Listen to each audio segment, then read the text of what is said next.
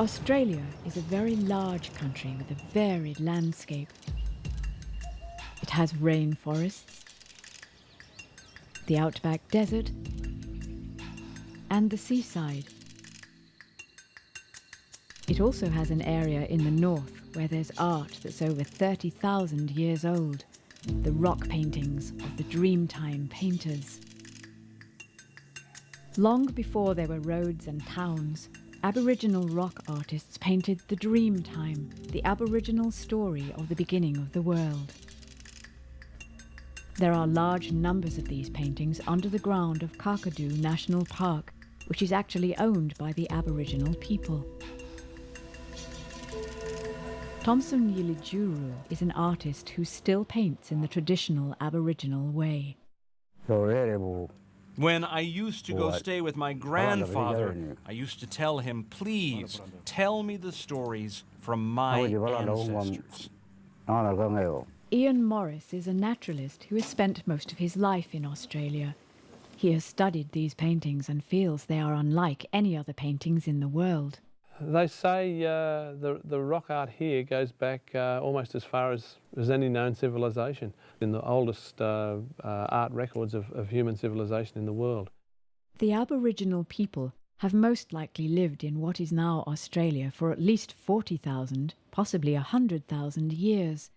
This means that they are the oldest continuous human culture on Earth.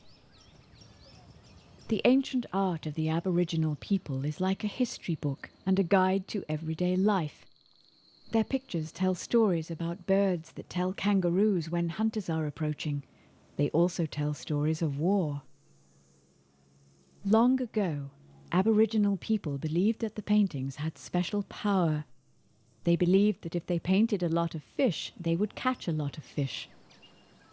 The seasons of the year were important as well. They painted certain images only at specific times of the year. Certain groups painted certain animals. For example, if a group painted turtles, that's the only thing they painted. They didn't paint kangaroos. These painters saw their art as special and thought it kept the earth healthy. However, some things have now changed. The last real rock artists died in the 1960s. Today, Aboriginal artists paint on bark, paper and wood. That way they can carry it and sell it easily. Nowadays, Aboriginal art is also getting more and more famous. People everywhere want to buy it, and prices are sometimes very high.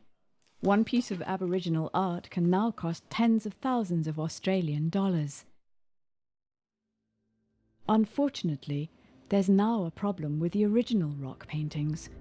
Many of them are losing their colour due to time and bad weather. Insects and reptiles also walk over the paintings and make them lose their colour. There are all these agents of deterioration acting on the art. We can only slow that down. Fortunately, there's a lot of rock art in Australia, and they're finding more all the time.